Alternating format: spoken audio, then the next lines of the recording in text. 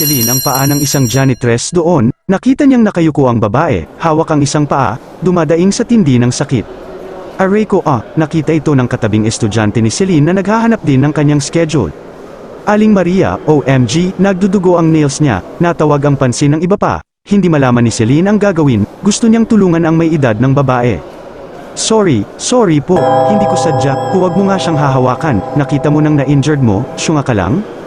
Tiningnan pa siya ng masama ng estudyante, mula ulo hanggang paa, sabay ng pag-irap.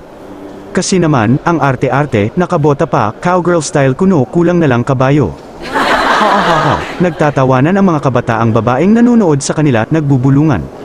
Napaatras si Celine, hindi alam ang gagawin, namumula ito, nakikita niyang pinagbubulungan at pinagtatawanan nga siya lalo ng grupong kasama ng estudyante sa kanyang harapan.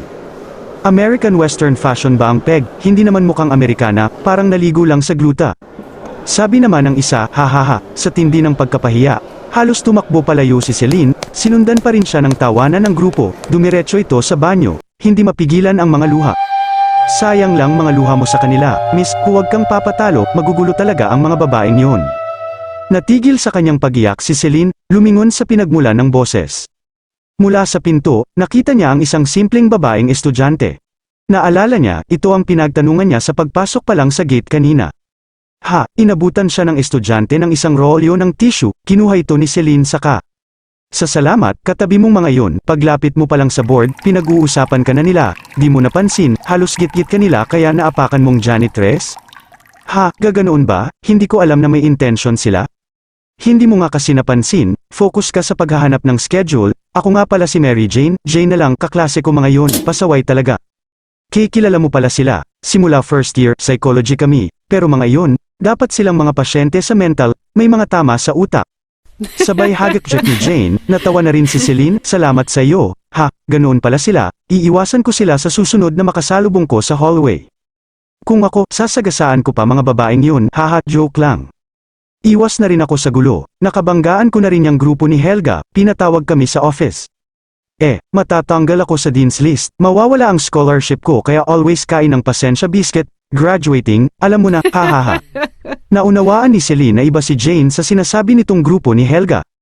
Tama nga, mas mahalaga ang makagraduate, mas sterile na sana ang e-enroll ko sa journalism, hindi pa nga ako nakapag-enroll. Talaga, ahead ka na pala sa amin, tutulungan kita, kilala kong mga professor rito. Pero, after lunch na, tiyak maglalaho ng grupo nun, lakwatsa time na. Kahit paano naibsan ang sari-saring emosyong nararamdaman ni Celine, para magkakilala ng mabuti, inaya niya itong kumain sila sa kantin. Sa pagkakataong ito, kasama nila si Andeng, nakikinig lang ang katulong sa pag-uusap nila, ini-enjoy ang masarap na pagkain sa kantin na yun. Talaga, galing ka sa States, kaya pala, tama naman pala sila na naka-western look ka pero pakiba nila, may ibubuga ka naman pala. Napailing si Celine, hindi ko naisip na dapat ibagay kong pananamit dito, nasanay kasi ako roon, sa susunod, hindi na ako magsusuot ng bota. Nagtawanan sila, hindi man masakiyan ni Andeng ang pag-uusap nila, nahuhulaan niyang may naiinggit kaagad sa kanyang among si Celine. Pero teka, iyong janitress, nagdugo ang paa niya, baka kailangan ko siyang balikan at ipagamot, kita ang sobrang pag-aalala sa mukha ni Celine. Si Aling Maria actually, may isang buwan pa lang siyang higit dito, bigla kasing nawala ang matagal ng janitor dito, si Mang Kulay, nag-resign yata. Sana makausap ko siya, hihingi ako ng sorry, o ipapagamot ko siya. Ewan ko ba, grabe namang sa pag-address mo lang, nagdugo na ng ganun ang mga kuko niya sa paa, kala mo, tinaga ng itak. Nanlaking mga mata ni Andeng, ngayon naunawaan niyang pinagkukwentuhan ng dalawa. Ano bang hitsura ng janitress, Ate Celine? Hindi ko nga nakita ang mukha niya, nakayuko kasi. Si Jane ang naglarawan dito, may pagkapangahan siya, malalim ang mga mata, makapalang kilay, siguro nasa age ng 50s, kaya lang, may pagkakuba, madaling makilala. Tumanggo-tango si Celine, naroroon pa rin sa isip na gusto niyang makita ito para humingi ng tawad at tulungang maipagamot ang anumang pinsala. Ay, magbubukas na ang registrar's office, sasamahan kita, itutur kita, Miss Celine. Bumalik naman si Andeng sa van na nakaparada sa tapat ng university, naglalaro pa ito ng toothpick sa bibig nang mapansin ang isang babae. Tak-ang-taka mga mata ng Tibo, ang babaeng nakita ay gaya sa inilarawan ng bagong kakilalang estudyante ni Celine, pero dito iika-ika sa paglalakad, napapakamot ng ulo si Andeng. Baka nagkakamali lang ako, pero pareho ang description ng sinasabi ni Jane sa matanda na ito. Ang kanyang atensyon ay naaga ng mag-inang nagtatanong sa gwardya sa gilid ng kanyang sasakyan. At paglingon niya, wala na ang matanda, samantala sa mga oras na iyon. Sir, may dalawang babaeng naririto, hihingi raw ng tulong sa pagkawala ng kanilang kapamilya. Ang city editor ni Rudy ang kumatok sa pintuan niya. Sige, papasukin mo sila, malungkot na umupo sa kanyang harapan ang dalawang ginang. Good morning po, sir, kami po ay nagmula pa sa probinsya, hihingi po sana kami ng tulong na may panawagan ang pagkawala ng aming nakakatandang kapatid, may higit 1 buwan na ang nakalipas. Tiningnan ni Rudy ang mga larawan na inilapag ng mga ginang. Naipablotter na ba ninyo ito sa pulis? Opo, nang mahigit 1 linggong hindi umuuwi ang kapatid namin, nag-report na po kami sa istasyon.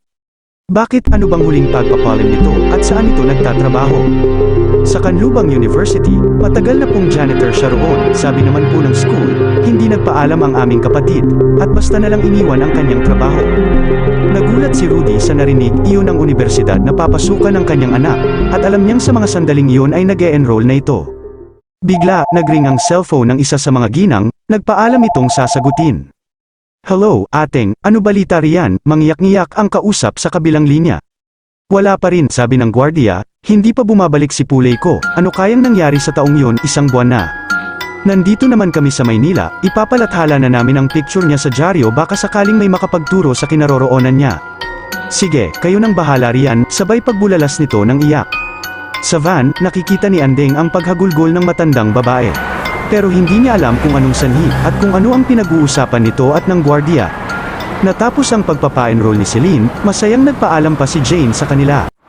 See you sa pasukan, Miss Celine, salamat sa tulong mo. Jane, nasa akin na ang number mo, tatawagan kita. Okay, ingat kayo. Nakapasok na si Celine sa van, gustong magkwento rito ni Andeng tungkol sa matandang nakita niya sa labas ng gate, pero di na natuloy. Lumipas pa ang 1 linggo, 2 magkasintahang estudyante ang sadyang nagpaiwan sa universidad, hatak ng lalaki ang babae, halika, saan, baka makita tayo ng guard na maglilibot dito, hindi, busy pa ang mga makong na iyon sa panunood kay Tanggol sa outpost nila.